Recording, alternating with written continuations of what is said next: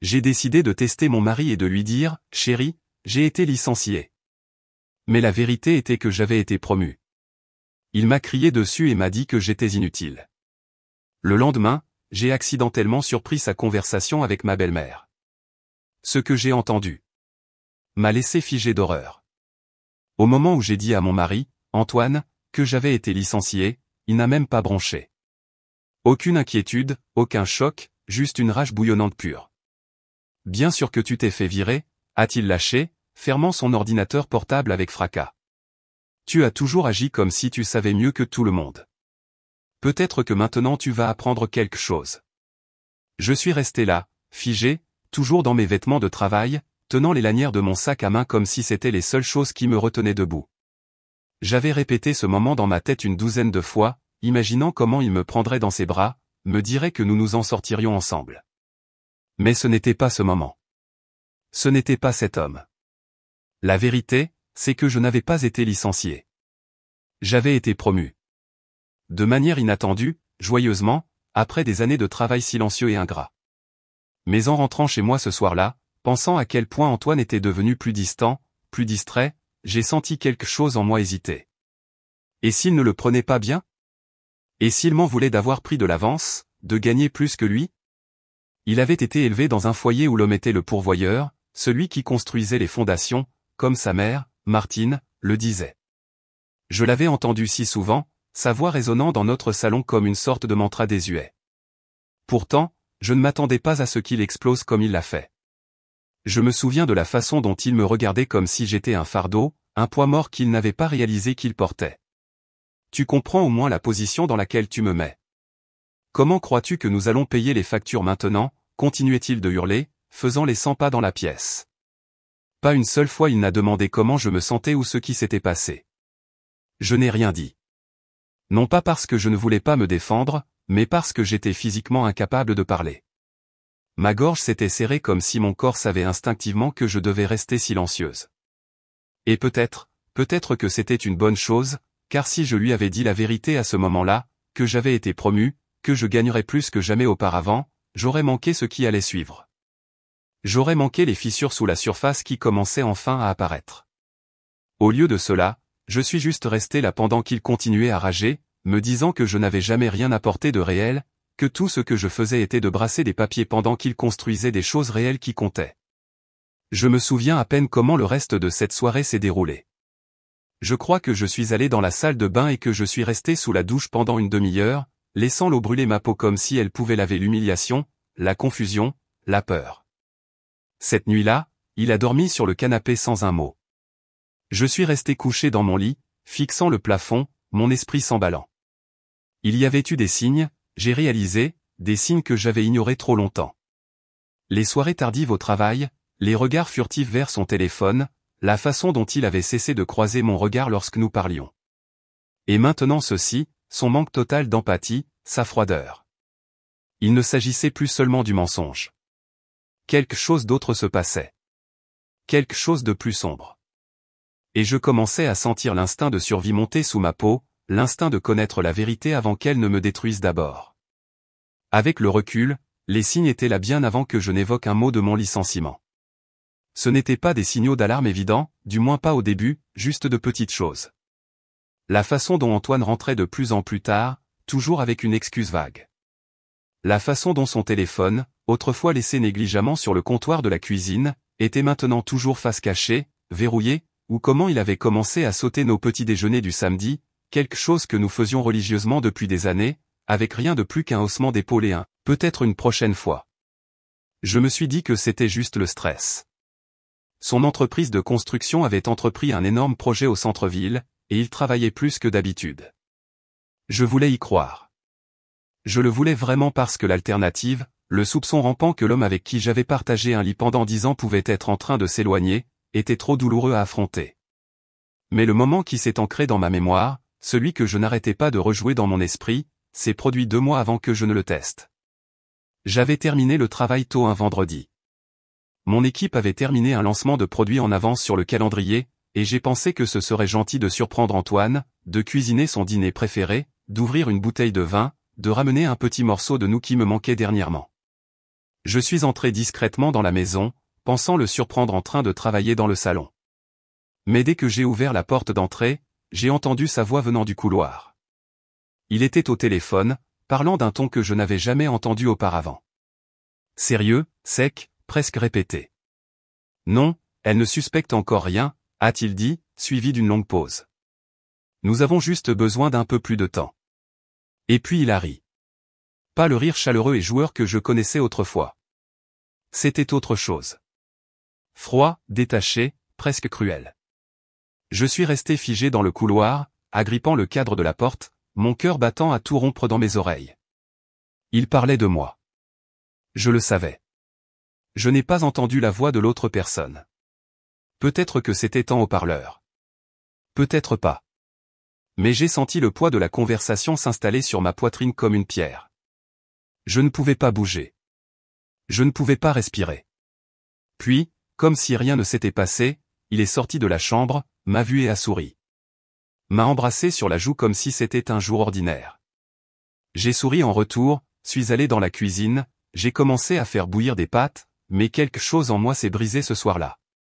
Une fracture silencieuse, invisible de l'extérieur, mais se propageant rapidement sous la surface.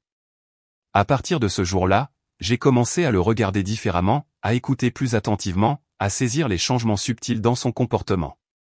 La façon dont il évitait de parler de l'avenir, la façon dont il devenait impatient lorsque je lui posais des questions sur sa journée, les petits mensonges qu'il racontait sans même réaliser que je les avais surpris. Je n'étais pas folle. Je n'étais pas paranoïaque. Mes tripes me hurlaient, et je les écoutais enfin.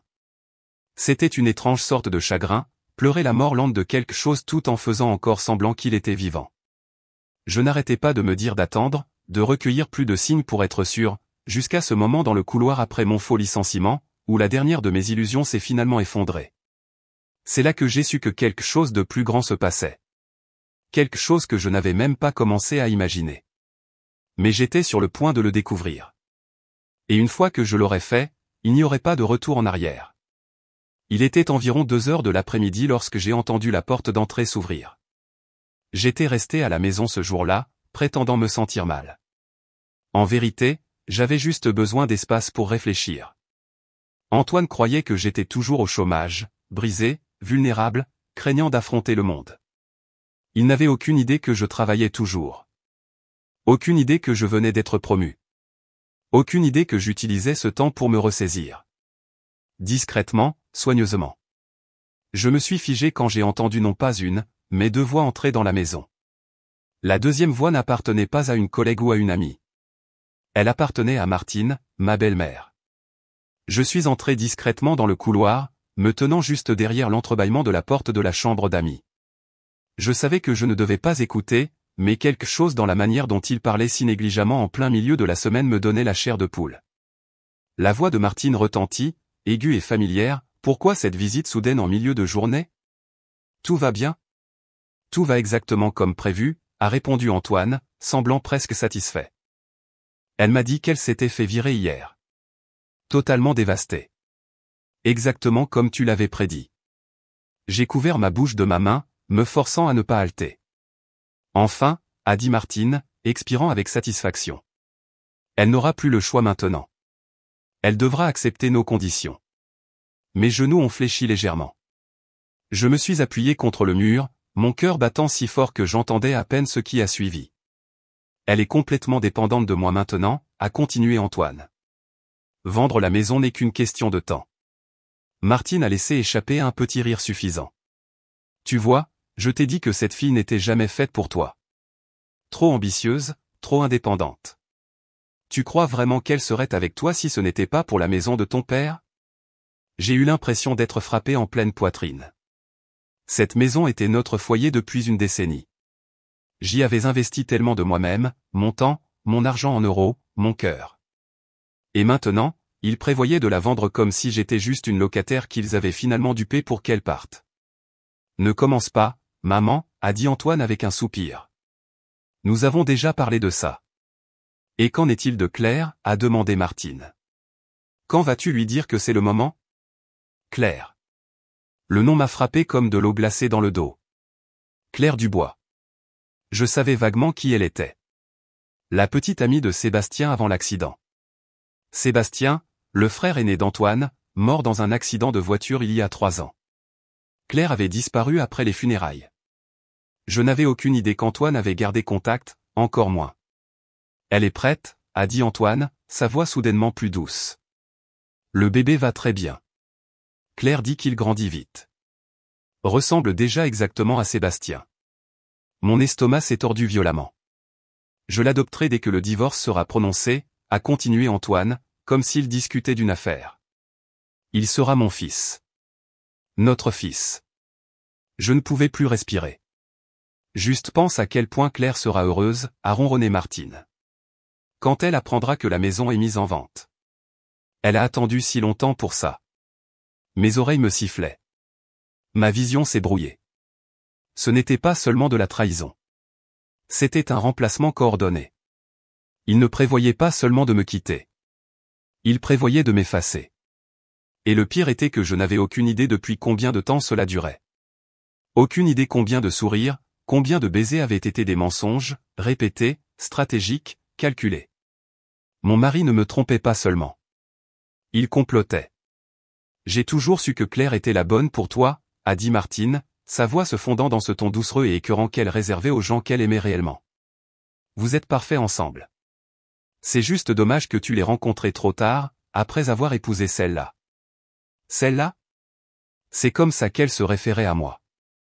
Pas Camille, pas ta femme, juste celle-là. Un substitut, un obstacle. J'ai mordu ma phalange pour m'empêcher de faire un bruit. Tout mon corps tremblait, mais je ne pouvais pas m'arrêter d'écouter.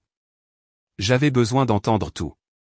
Ne nous emportons pas, a marmonné Antoine.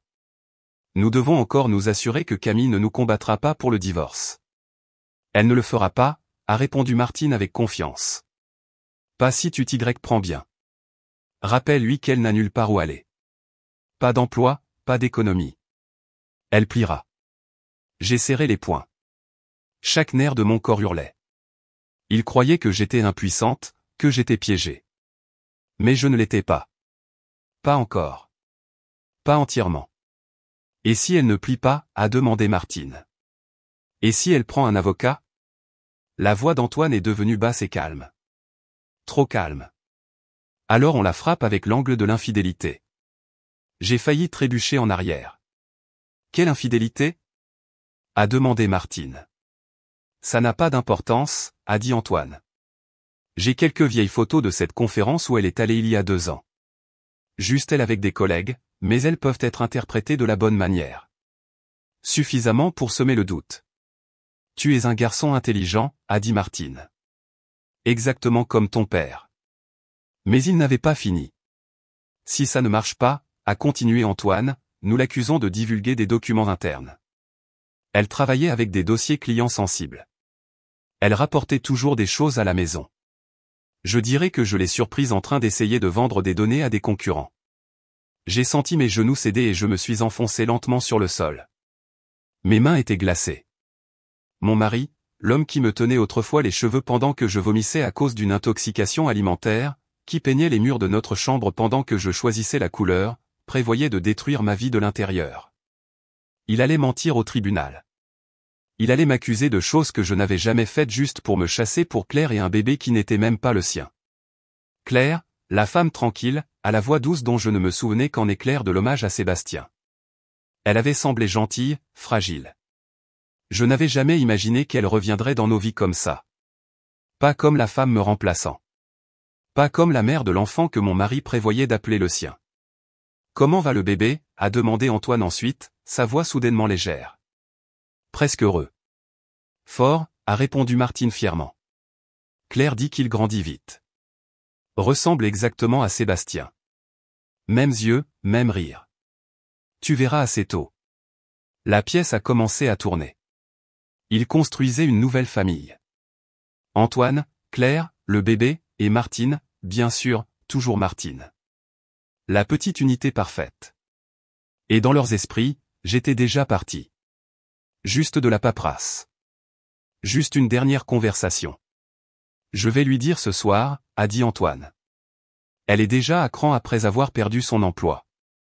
C'est le moment parfait. Je vais jouer la carte de la compassion. Dire que c'est mieux pour nous deux. Lui offrir un peu d'argent en euros pour qu'elle s'en aille. Martine a reniflé. Jouer sur la pitié. La faire se sentir comme un fardeau. Elle cédera. Les femmes comme elles le font toujours. J'ai mordu ma lèvre si fort que j'ai senti le sang. Mais même à travers la douleur, j'ai souri à peine à moi-même parce qu'il ne connaissait pas la vérité. Je n'avais pas été licencié. J'avais été promu. Et ils n'avaient aucune idée que leur plan était déjà en train de s'effondrer. Je suis resté accroupi derrière la porte longtemps après qu'ils aient cessé de parler. Je n'ai pas bougé quand j'ai entendu le canapé grincer ou la porte d'entrée se fermer derrière Martine. Je suis juste resté assise là, serrant mes genoux, mon cœur battant si fort que je croyais que cela allait me trahir. Mon corps était figé, mais mon esprit brûlait. Ce n'était pas seulement de la trahison.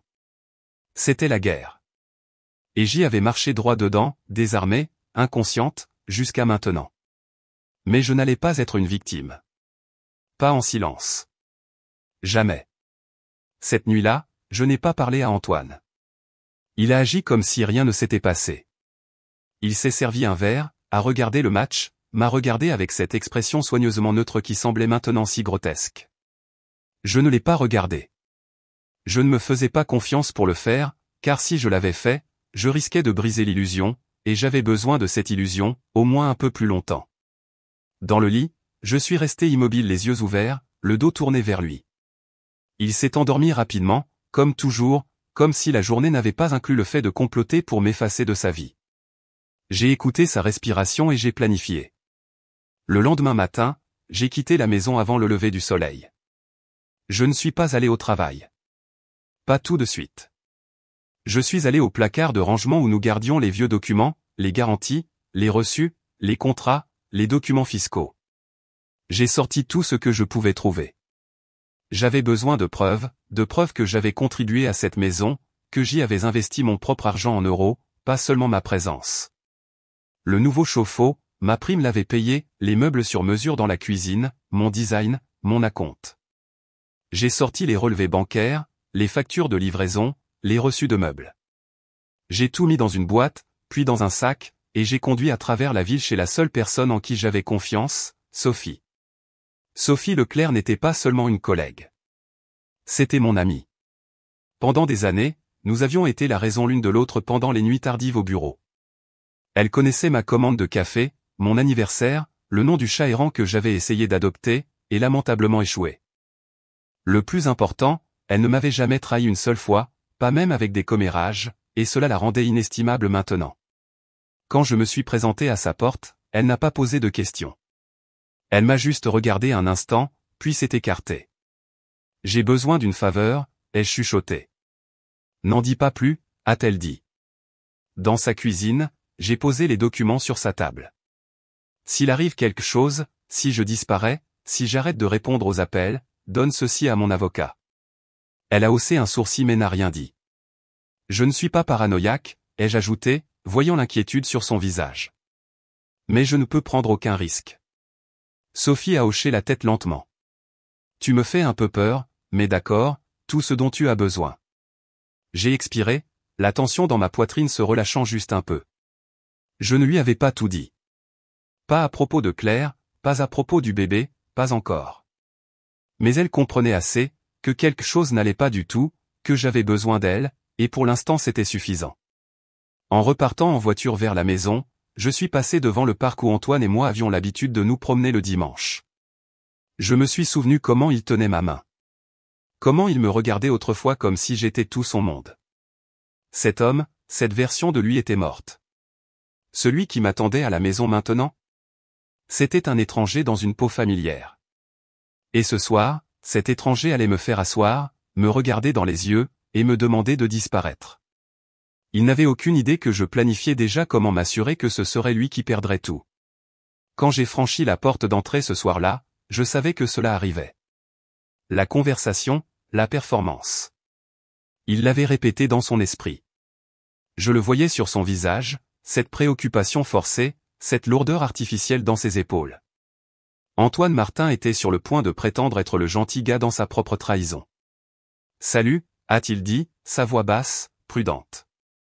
On devrait parler. Je lui ai adressé un sourire fatigué. Juste assez pour paraître épuisé. Juste assez pour le garder confiant. Bien sûr, ai-je répondu, laissant tomber mon sac près de la porte. Qu'est-ce qui se passe? Il a fait signe vers le salon, déjà mis en scène comme une pièce de théâtre. Il a tamisé les lumières. 2 verres de vin étaient posés sur la table basse. Il avait même une couverture drapée sur la coudoir comme si cela allait être une discussion douce et mutuelle, comme s'il me faisait une faveur en démantelant ma vie en douceur. Je me suis assise. Il a pris le fauteuil en face de moi, joignant ses doigts, laissant échapper un soupir si théâtral que j'ai failli rire. Camille, a-t-il commencé. J'ai beaucoup réfléchi dernièrement à nous, à où nous en sommes, et je pense que nous nous sommes éloignés. J'ai gardé mes yeux sur le verre de vin, hochant légèrement la tête. D'accord. Je ne veux pas que cela soit laid, a-t-il continué, se penchant en avant. Je ne veux pas d'avocat ni de tribunaux. Je pense juste qu'il est temps que nous admettions tous les deux que ce mariage ne fonctionne plus. Il avait l'air brisé, comme s'il était la victime, comme si cette décision le déchirait intérieurement. Je veux dire, avec toi étant sans emploi maintenant, a-t-il ajouté gentiment, peut-être est-ce un bon moment pour un nouveau départ pour nous deux. Mon estomac s'est noué. J'ai laissé ma lèvre inférieure trembler juste légèrement. Tu parles de divorce? Il a hoché la tête, tendant la main vers son vin comme s'il méritait de prendre une gorgée de victoire. Oui, mais à l'amiable, civil. Je ne veux pas me battre. Je suis prêt à t'aider à te remettre sur pied. Tu auras besoin d'un endroit où rester, évidemment, et un peu d'argent en euros pour t'installer. J'ai incliné la tête, juste assez pour paraître fragile. Tu fais ça pour moi. Bien sûr, a-t-il dit, plaçant une main sur sa poitrine comme une sorte de sauveur. Je tiens à toi, Camille. Je pense juste que nous ne sommes plus faits l'un pour l'autre. Nous avons tous les deux changé. Il a marqué une pause pour les faits, puis a ajouté, et la maison, elle est légalement à moi. Elle m'a été laissée par mon père, mais je veux être juste. Je t'offrirai une compensation en euros, quelque chose pour aider avec le loyer pendant quelques mois. J'ai cligné des yeux, j'ai laissé échapper un souffle tremblant. Combien? Il a nommé un chiffre. C'était risible. Une fraction de ce que j'avais investi en euros dans cette maison. Mais je n'ai pas ri. Je n'ai même pas bronché. Au lieu de cela, je l'ai regardé comme si je le voyais pour la première fois. Je pensais juste que nous essaierions plus fort, ai-je chuchoté. Je pensais que nous étions plus forts que ça. Antoine a tendu la main, a touché ma main comme un homme jouant un rôle dont il ne se souciait plus. Je suis désolé, mais c'est la meilleure voie à suivre. Je promets. Et à ce moment-là, je lui ai donné ce qu'il voulait. J'ai hoché la tête lentement, les yeux embués, les lèvres serrées de défaite. D'accord, ai-je dit. J'y penserai. Il a expiré visiblement soulagé. Mais derrière mon silence, derrière le souffle tremblant et les cils humides, j'étais déjà en train de préparer mon dossier, car il ne voulait pas d'avocat. Mais j'allais engager la meilleure en ville. Le lendemain matin, j'ai quitté la maison avant même qu'Antoine ne se remue. Il ronflait encore sur le canapé, enfoui sous une couverture comme un enfant se cachant des conséquences. Je n'ai pas laissé de mots cette fois. Pas d'explication, pas d'adieu poli, juste le silence. Qu'il se demande. Le centre-ville de Lyon se réveillait à peine lorsque je suis entré dans le vieux bâtiment en briques où le bureau de Caroline Fournier était niché entre un fleuriste et un expert comptable. Le couloir sentait légèrement la lavande et l'encre. Je me suis assise dans la salle d'attente pendant 10 minutes qui semblèrent une éternité, répétant ce qu'il fallait dire. Mais quand Caroline a ouvert la porte et a appelé mon nom, je me suis levé, suis entré et lui ai raconté tout. Pas tout exactement. J'ai omis Claire, le bébé, la trahison si profonde qu'elle a fait craquer ma voix. Mais je lui en ai donné assez. Assez pour qu'un avocat voie la forme du champ de bataille à venir, la maison héritée, les années de dépenses partagées, les reçus et les relevés bancaires, la manière dont il voulait un divorce, rapide et discret, avec une somme si basse qu'elle était insultante. Caroline a écouté sans jugement. Son visage était calme, analytique, sa plume glissant sur un bloc-notes jaune comme si elle avait été entraînée pour la guerre. Vous êtes mariés depuis 10 ans, a-t-elle demandé, son ton précis. 12, ai-je corrigé. 10 légalement, 2 avant cela. Elle a hoché la tête, a pris une note. Des enfants? Non. Preuve de contribution financière à la maison. J'ai des reçus, des factures, tout. Meubles, rénovation, aménagement. Elle s'est penchée en arrière, a joint les mains. Camille, vous avez un dossier, insolide. Mais j'ai besoin que vous compreniez quelque chose. Si nous allons de l'avant avec cela, il n'y aura pas de retour en arrière. Ce ne sera pas joli. Il va se battre salement. Je l'ai regardé droit dans les yeux. Il l'est déjà. Son expression n'a pas changé, mais quelque chose derrière ses yeux a changé. Respect, peut-être, ou reconnaissance. Alors, mettons-nous au travail. Quand je suis sorti, l'air semblait différent. Plus frais, plus léger. J'avais encore une montagne à gravir, mais pour la première fois depuis des jours, le poids sur ma poitrine s'était allégé. Je ne me démenais plus dans le noir. J'avais quelqu'un dans mon coin, quelqu'un qui voyait les pièces clairement et savait comment les jouer. Je suis allé directement au bureau après cela. Plus de cachette. J'ai franchi les portes la tête haute, salué mon équipe, me suis assise à mon bureau et j'ai ouvert le tableau de bord du département comme si rien ne s'était passé. Antoine croyait que j'étais au chômage, perdu, vulnérable, mais j'étais complètement de retour. Mon téléphone a vibré vers midi. Un texte de lui. J'espère que tes entretiens se sont bien passés. Dis-moi quand tu seras prête à parler des prochaines étapes. Prochaines étapes. J'ai failli rire. Il n'avait aucune idée que je les avais déjà prises. J'ai répondu par un simple « nous le ferons ». Cet après-midi-là, j'ai rencontré mon équipe, passé en revue les objectifs trimestriels, planifié des entretiens individuels et validé un nouveau projet client. J'étais efficace, concentré, inébranlable, et lorsque je suis finalement sorti du bâtiment au coucher du soleil, j'ai su que quelque chose avait changé définitivement en moi. Je n'étais pas la même femme qui pleurait dans le couloir, qui tremblait en silence pendant que son mari planifiait son effacement. Cette femme avait disparu. À sa place se tenait quelqu'un d'autre, quelqu'un de plus fort, plus affûté, prêt. Il voulait que je disparaisse discrètement. Mais maintenant, je me préparais à tout reprendre à mes conditions. Antoine m'attendait quand je suis rentré. Il était dans la cuisine, appuyé contre le comptoir, les bras croisés, essayant d'avoir l'air composé. Mais la contraction de sa mâchoire, le léger déplacement de son poids, racontaient la vraie histoire. Il était nerveux. « Salut », a-t-il dit, décontracté comme si nous étions colocataires discutant des courses. « Tu as une minute ?» J'ai accroché mon manteau lentement, puis je me suis tourné vers lui. « Bien sûr. » Il a hoché la tête vers le salon. Nous nous sommes assis en face l'un de l'autre à nouveau. La même mise en scène qu'avant, le canapé, le vin, la solennité de façade. Il n'avait pas changé la scène. Il croyait que la première représentation avait fonctionné, que j'avais accepté son scénario. J'ai réfléchi, a-t-il commencé. Je veux finaliser les choses bientôt. Le divorce, la paperasse, tout réglé pour que nous puissions tous les deux passer à autre chose. J'ai hoché la tête, gardant mon expression douce. D'accord. Il a cligné des yeux. Alors, tu es d'accord ? Je ne me bats pas contre le divorce, ai-je dit gentiment. Mais je veux comprendre ce qui est juste. Alors, j'ai parlé à quelqu'un. Il s'est figé. Quelqu'un ? Un avocat ? Ses yeux se sont plissés. Pourquoi aurais-tu besoin d'un avocat ? J'offre une généreuse compensation en euros. Nous pouvons gérer ça nous-mêmes. J'ai incliné la tête. Tu as dit que la maison était légalement à toi, n'est-ce pas ? Elle l'est, a-t-il dit rapidement. Mais nous y avons vécu tous les deux pendant plus de 10 ans. J'ai investi de l'argent en euros. J'ai des reçus. Je veux juste m'assurer que c'est juste. Il a ri, séqué sur la défensive. Camille, s'il te plaît. Tu exagères. Tu as vécu ici. Ce n'est pas la même chose que d'en être propriétaire. J'ai payé la rénovation de la cuisine, ai-je dit doucement. Le carrelage de la salle de bain, les appareils électroménagers, tout de mes comptes en euros. Je veux juste que cela soit reconnu. Antoine s'est levé, faisant les 100 pas maintenant. Je ne veux pas que ça devienne laid. Alors, ne m'insulte pas avec un chiffre qui couvre à peine 3 mois de loyer en euros. Il s'est tourné vers moi et pour la première fois le masque est tombé.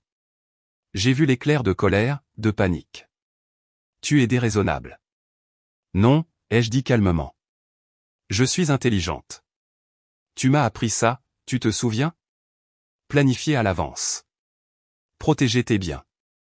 Il a passé une main dans ses cheveux, les yeux fuyants. Tu veux vraiment faire ça? Faire intervenir des avocats. Tu penses que c'est une bonne idée? Je pense que c'est nécessaire, ai-je répondu. Tu as dit que tu voulais que les choses soient justes. Voilà comment la justice fonctionne. Il n'a pas répondu tout de suite. Il m'a juste regardé fixement comme s'il essayait de me recalculer, de me recadrer dans son esprit. Je n'étais plus la femme fragile qu'il croyait avoir brisée. J'étais quelque chose d'autre maintenant. Un problème. Alors, qu'est-ce que tu vas demander, a-t-il marmonné. La moitié de la maison. Je ne veux pas la moitié, ai-je dit. Juste ce que j'y ai mis en euros. Et peut-être un peu plus pour le temps que tu as perdu à me mentir. Sa mâchoire s'est serrée. Il n'a pas nié. Il n'a même pas bronché. Et dans ce silence, j'ai su qu'il avait enfin peur. Il croyait que je me briserais. Il ne s'attendait pas à ce que je m'aiguise. Le divorce a été prononcé 6 semaines plus tard. Pas en silence, pas rapidement. Antoine a traîné les pieds une fois qu'il a réalisé que je n'allais pas faire la morte. Son avocat, probablement le même ami suffisant dont il se vantait auprès de sa mère, a essayé toutes les ruses possibles. Mais Caroline était plus affûtée, plus intelligente, impitoyable quand il le fallait.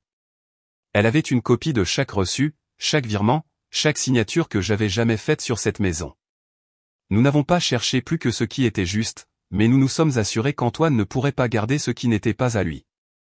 Au final, je suis parti avec une compensation respectable en euros et la pleine reconnaissance légale de mes contributions, pas seulement financièrement, mais en tant que partenaire qui avait investi des années de sa vie dans un foyer commun, dans la construction de quelque chose de réel avant qu'il ne décide de le brûler.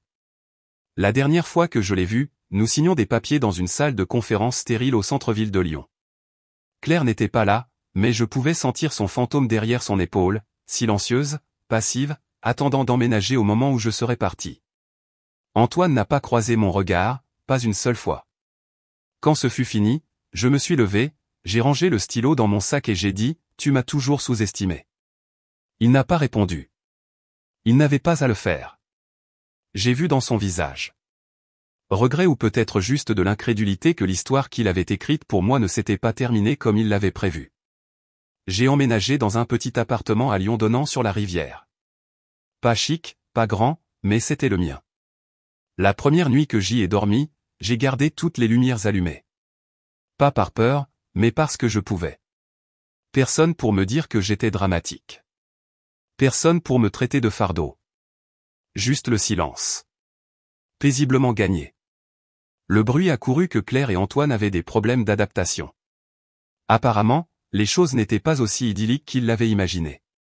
Élever un enfant n'était pas aussi simple que sourire pour des photos et prétendre que l'amour pouvait être transplanté. Martine a essayé d'aider, bien sûr. Elle l'a toujours fait, comme micromanageant la vie des autres.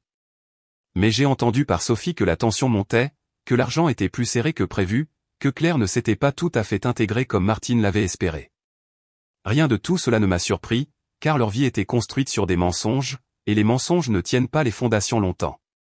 Je ne passe pas mes journées à prendre de leurs nouvelles. Je ne traque pas les médias sociaux ou ne m'attarde pas dans l'amertume. J'ai reconstruit à partir de zéro, à ma manière. Lentement, délibérément. Mon emploi est stable. Mon nom est respecté. Je mange seul certains soirs, mais j'ai appris que la solitude n'est pas la même chose que la solitude. Parfois c'est guérisseur. J'ai pris des cours de boxe le samedi. Je suis retourné à la lecture de poésie. J'appelle ma sœur plus souvent. J'ai même recommencé à écrire, quelque chose que je n'avais pas fait depuis l'université.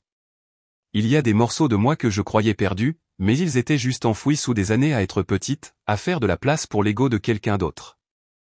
Et maintenant je prends tout l'espace dont j'ai besoin. S'il y a une chose que j'ai apprise, c'est ceci. Être sous-estimé est le cadeau le plus dangereux que la vie peut vous offrir. Parce que quand vous vous relevez, quand vous vous battez, personne ne le voit venir. Antoine croyait que je m'effondrerais. Au lieu de ça, je suis devenu inébranlable.